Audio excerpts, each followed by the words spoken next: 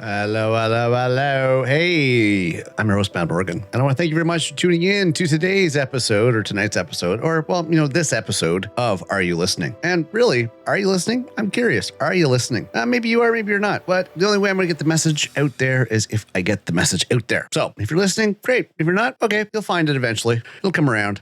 Once it's out there, it's out there. It's going. It's gone. It's, you'll find it eventually. It'll end up in the sands of time, and eventually you'll find it. Again, as I said, hey, I'm your host, Mad Morgan, and hey, you know what? You can help me out a little here, as always. Please check out themadmorgan.com. Yeah, themadmorgan.com. And if you're feeling really generous and one of those great, good people that are just so awesome and, typically the GOAT. I don't know if that's still considered modern slang or hip and cool and whatever slang. Yeah, I'm dating myself here.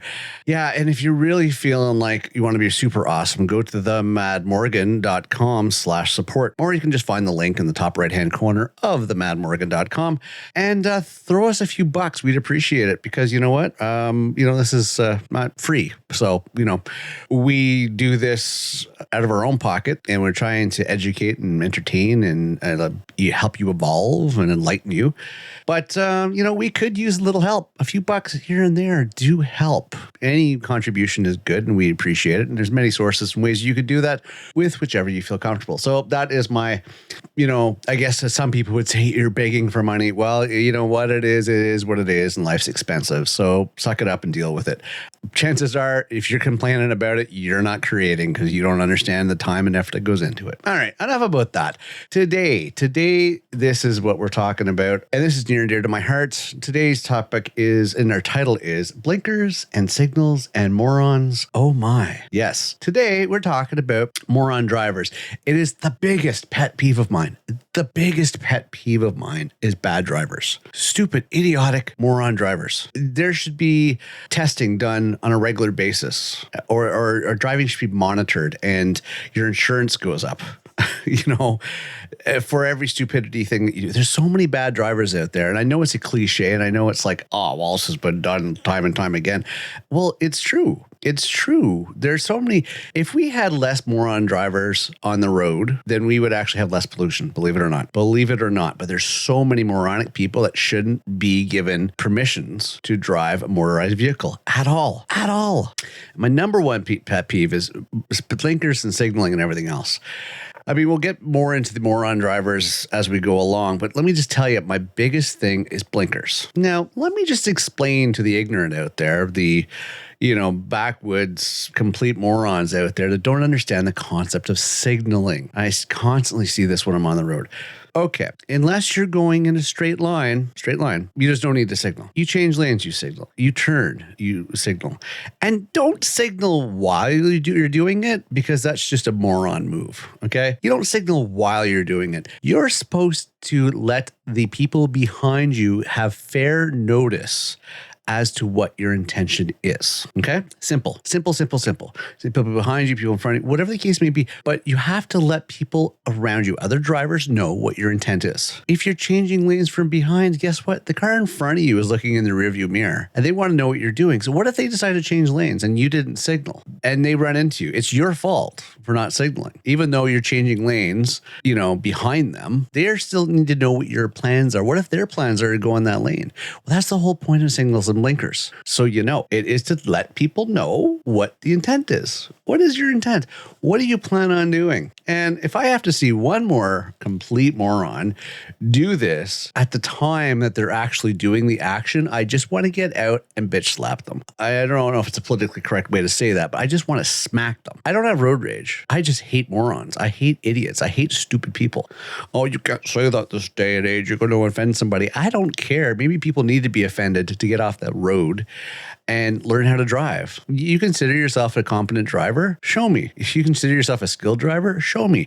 I'm not seeing it. I don't care how fancy your car is and how rich it is and how expensive it was. I don't care about that. The biggest violators are the idiots that drive the fanciest and most expensive cars. BMW drivers are bad. Audi drivers are bad. The two biggest violators are, for some reason, people that drive those vehicles. It's really moronic. Is BMWs are the worst drivers around knowing them, you never know what they're going to do. So unless you're going in a straight line, if you deviate from a straight motion in any form or fashion, you're supposed to use a signal. You are 99% of the time, no matter where you are in the world, unless for some reason you have some stupid laws in your part of the world. The reason for blinkers and signals is to notify what your intent is. And if you don't use them, you're an idiot. I'm sorry. Get offended, send me hate mail. I don't care. Well, whatever. It's the reality. And I'm sorry you don't want to own up to your ignorance. I'm sorry you don't want to own up to being a complete moron. That's on you, not me. If you don't do this, then great. You're not one of the people. If you use your signals the way you're supposed to and your blinkers, they're the same thing, by the way. Signals, blinkers, people call them different things in different parts of the world. Then fine. Then you shouldn't be offended because you're not one of those idiots. All right. So signals and blinkers are supposed to be used before you do the motion. And if you do the motion in any other direction other than going straight, even in parking lots, if there's other vehicles around that are moving, then yes. Okay. Maybe in the dead of nights when no one else is around and you're in the middle of butt-fuck nowhere, I can understand not using your signal. But even then, if you don't do it subconsciously, that's part of the problem. If you always do it, it becomes ingrained in you and it becomes just automatic. You just do it. You just do it. You don't think about it. You just do it. You just signal. It's like your body takes over. It just knows when it does that, you have to signal and boom. It is a finable offense. It really is. You can get a fine for it. You can get a ticket for it. And other people think you're a complete moron. I do. I literally drive up to somebody that doesn't know how to use your signal and look at them and go, yeah, you look as stupid as your actions. You do look as stupid as your actions. So, okay, yeah, you look like a real big moron. Okay, fair enough. Well, I guess it explains a few things. You're an idiot. It's fine. But honestly, okay, so driving, and more driving. Now, here's one thing I want to get straight here. Driving's a privilege. It's not a right. It's a privilege. It's a privilege. You think you have a right to? You don't. If you don't know how to drive, get off the road and take the bus or walk or get a bike, okay? If you're not going to follow the rules of the road, get the hell off the road. Simple as that. Simple as that. Just get the hell off the road. We don't need you. We don't want you. You slow down traffic, you cause accidents, you pollute the earth more because of your stupid actions. I can go on and on and on and on and on. You waste resources, you waste time, you waste people's, that are competent drivers and, efficient people from being able to do what they need to do. So really, just turn in your license, buy a bike, get a bus pass, whatever the case may be, just get the hell off the road. And especially if you're one of these morons that didn't get hugged enough as a child and needs to make a very loud muffler on your vehicle, very loud sounding car, nobody's impressed. You know who's impressed by your loud sounding vehicle? Maybe teenage boys if you're a boy, but teenage girls, if they're impressed by the loud sound of your car, they got daddy issues. I'm sorry, they do.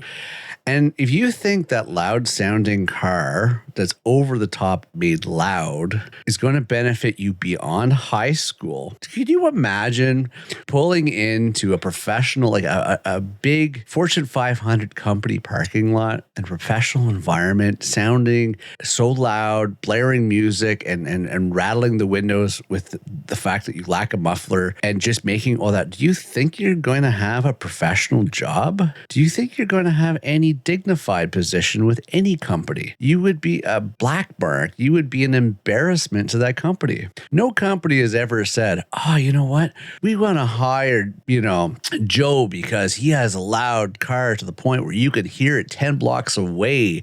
That's just representing us so well. No professional big money business has ever said that. Actually, no business whatsoever wants that kind of, because people don't want noise. They don't. So you're just impressing your buddies, whether you're a girl or a guy. You're just trying to impress your buddies or maybe fit into the clique or fit into the crowd or whatever. Okay, so you have a fascination for cars.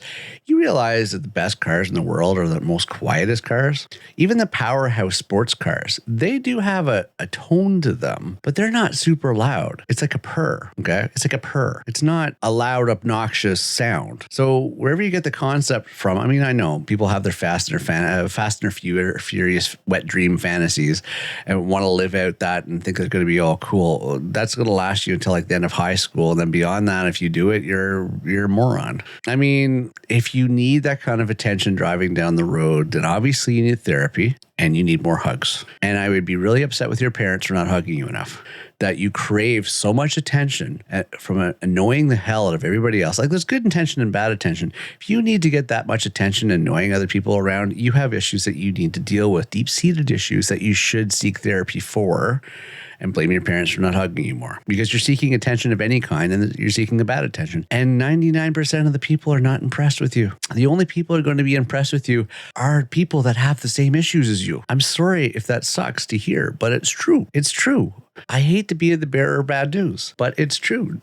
You're a small demographic that is impressed by that loud noise, whether it be, I'm sorry to say, for, all the easy riders out there, I'm sorry to say, but even for motorcycles, I don't know, maybe it's a different thing, but you don't need to hear that kind of noise in your neighborhood at 3:00 in the morning when your family's trying to sleep.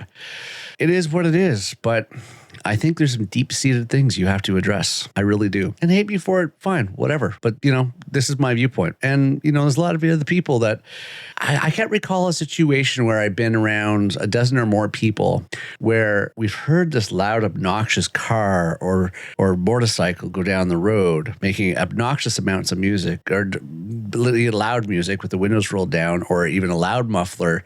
And I've never actually heard or seen anybody go, "Oh, wow, that's so cool." Never. The only thing I've heard is complaints. Like, why? Why do they do that? Why are they idiots? Why do they have to make that kind of noise? It's always why? Do you think you're being a rebel? You're not being a rebel. You're being a moron. And frankly, I'd be embarrassed to show my face, because if I pegged you out as being one of these people and you came into my business, I wouldn't serve you. If you came in for my job, I'd be like, yeah, I'm sorry. You have really poor life choices. I don't think you are fit for our company. That's exactly what I would say. I would base it on that stupidity. You're not practical. You're flamboyant for no reason. All right, let's get back to driving. Now, temperament's important with driving. It really is. Temperament is important. And if you have road rage, if you have a short temper, if you lack patience, get the hell off the road. You are operating a weapon that's over a ton in force that can kill people. And if you can't have patience, if you can't control yourself behind the wheel, then again, you shouldn't be behind the wheel. You got to really wrap your head around this fact that you shouldn't be behind a vehicle for a lot of reasons. And keep in mind, everybody is going somewhere when they're driving. You're not special. You're not entitled. You don't deserve to butt in front of everybody else. You don't, you're not special to the point where, you're more important than the other 12 cars that you cut in front of. Like, get your head out of your ass. Like, I try to peg people like that. And if I actually catch a look at those drivers, I remember that face and go, okay. We're going to see how entitled you are if I ever come across your path in any sort of capacity where you want special treatment. I would love to be one of those people. And I know this might sound morbid, but I would love to be one of those people that works in like an emergency room or something like that. And one of these drivers that felt so entitled that they had to, sneak their way or skim their way in front of all the other drivers that are patiently waiting in like a lineup of cars or at a traffic light or trying to merge or something like that.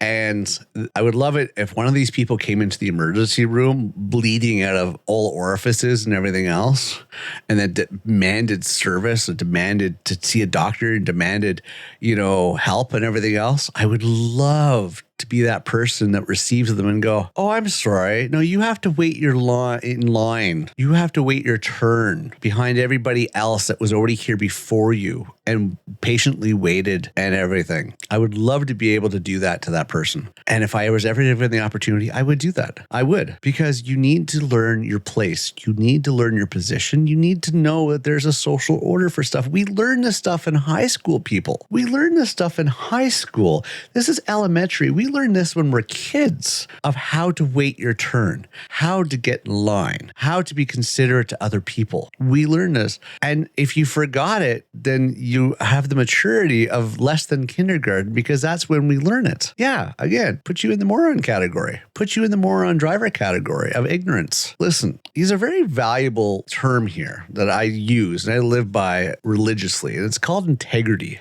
And integrity is such an important thing. And you really need to understand what the definition is of it. But I'm going to give you the layman's terms of integrity. It's doing the right thing when no one else is watching. Just because you can get away with something, doesn't mean you should. Okay. There's a social order of stuff, and you break that social order, you become part of the problem.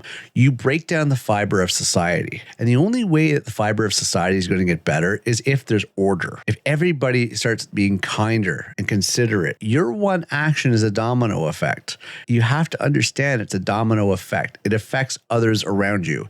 And then it changes their tone, their mood, their temperament, and so on and so forth. So you might think it's a little action, but little actions become big actions. If you throw a stone, a pebble, into a lake, you will see how it ripples, especially if it's a calm lake. Calm surface, you throw that little stone, that little pebble into the lake, and you see how it ripples across the whole lake. It's the same thing with your little actions. It's you getting one car length ahead of somebody else that's been patiently waiting, upsetting them. That dominoes to other people behind them, etc., and so forth. It has an effect. So that negative action produced negative energy, produced negative feelings, to produce people having a bad day. They're passing it on to their families, their spouses, their people they work with, or whatever. You cause that ripple effect. And you may think it's such a small thing, but it adds up, just like that pebble that's thrown in a calm lake. It's effect. And lo and behold, you are one of the problems. So you can't complain about how the world is. You can't complain about how things are being unfair, because guess what? Your negative action, your impatience, your not waiting your turn is what actually catered to, yes, lo and behold, how things went south, went negative, went bad. Congratulations, you got yourself to blame. Negative actions, negative thoughts, negative feelings. Now, okay, there's a certain limitation, certain area that you're allowed to make more mistakes than others. And that's somewhat in teenagehood. Teenagers are crazy. I didn't really realize this when I was a teenager, but having a teenage daughter, I realized this. They don't think straight. They don't think right. They think they have it all figured out. They don't. But beyond that, their twisted way of thinking is they're still trying to learn truth and the consequences. So actions and consequences. So some people don't grow out of that. They are stuck in it. Adolescence, believe it or not, sticks between roughly about 12 upwards to 25 for some people, for the late people. That's how long your teenage years can last. Okay. A whole 13 years, believe it or not. It's crazy. I know. Some people don't grow out of it, even beyond 25, into the 30s and 40s and 50s. They never mature. They never grow up. They never learned their actions have consequences. But you got to remember, you're one of at this point, about 8 billion people on the planet. So the more little negative things people do, especially when driving, let's get back to the driving because that's what the show is about. It affects more and more people because it's not just you doing it. It's down the streets doing it, and across the ways doing it, and 10 blocks down the ways doing it. And it's all these little negative effects that are dominoing and clashing into each other and causing all these negative areas because everybody keeps doing it. All these people are doing it, not just you. You are part of a bigger piece of things, but your little actions and their little actions and everything else. So think about it. If you had a population of, I guess the actual figures, say you had a population of, let's just round it to 1,000. For about 1 of every 100 people, there's 1 psychopath. Okay, so that's roughly 10 psychopaths per 1,000. Think about that one and think about the size of your city.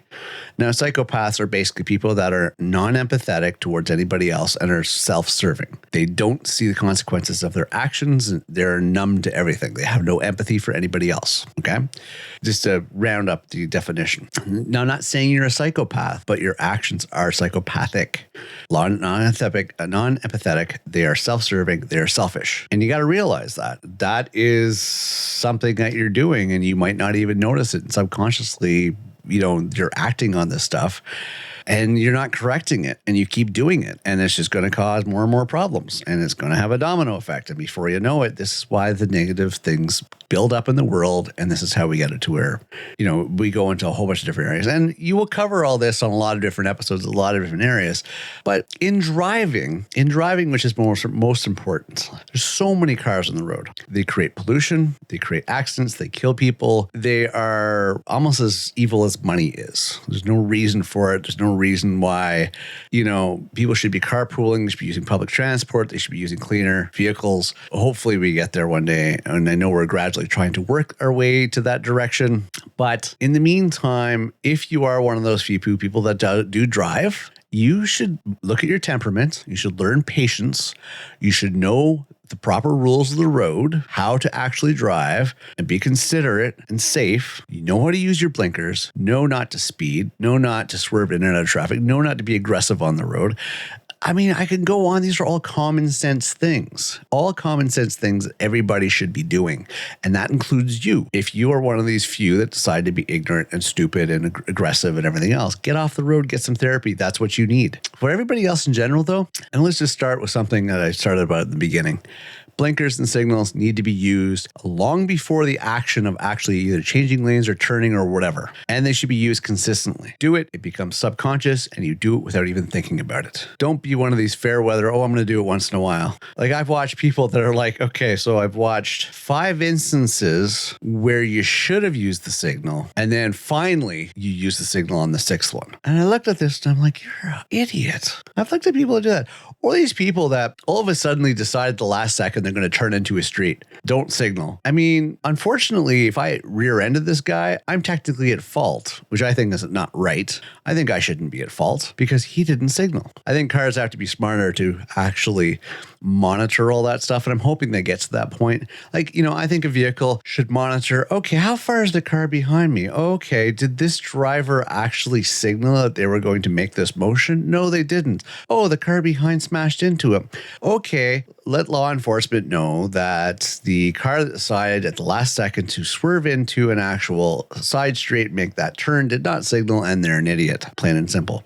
I watched it go today, and I'm just like, why did I hit the horn? Instead, I flipped him the bird. I don't care if he was looking or not. I don't really care. It made me feel better, but yeah, I flipped him the bird. Some stupid green Jeep down in my way. But I'm like, oh, wow. Like, come on, people. Seriously, come on. Get your heads out of your asses. You've earned the driver's license, or maybe you didn't. Maybe you skimmed through it. Maybe your cousin gave you the test. Whatever the case may be, if you have a license, I think, one, talking to the DMVs of the world, you should do regular testing based on violations, based on, how about a competency test every couple of years? I know you don't have the resources for it, but there's got to be a way to help these moron drivers deal with their flaws. There's got to be. Listen, the only way we're going to change things, folks, is if we all work together. I know it's difficult for 8 billion people because everybody's only seeing the world from their viewpoint, and they happen to be the center of their world. Very few people can see the bigger picture, unfortunately. Very few people can actually see the interaction and the importance of one versus the other and separate them as being the center and start actually looking at everyone else. It's a very small percentage that can actually see the bigger picture. Those are usually the ones that are the higher IQs people that can see that kind of stuff. The general person, their center of their universe revolves around them and the moves outwards from there, unfortunately. And including when it comes to driving.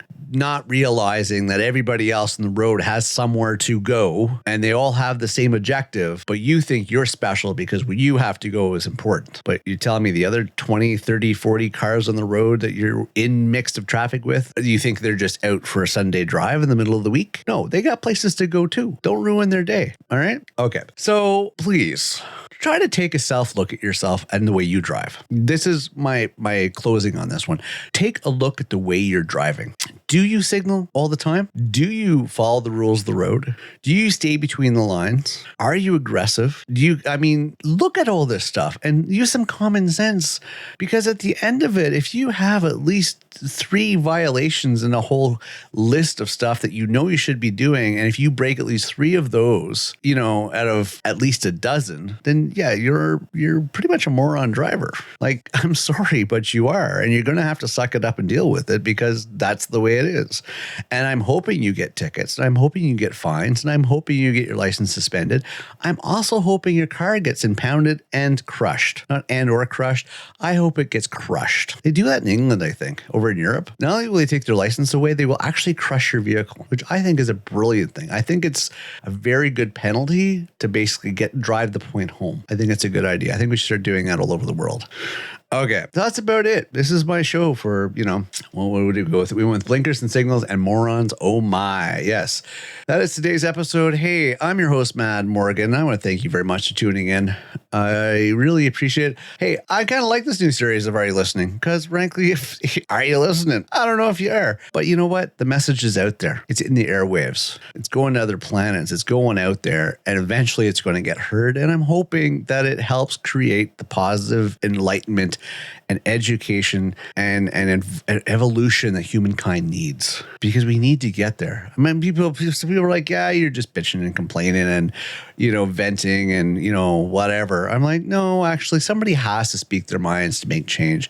And change doesn't come easy. I understand that, but somebody's got to make the motion. And that's what I'm here to do. This is what I do with all my podcasts. This is what I do with all my shows.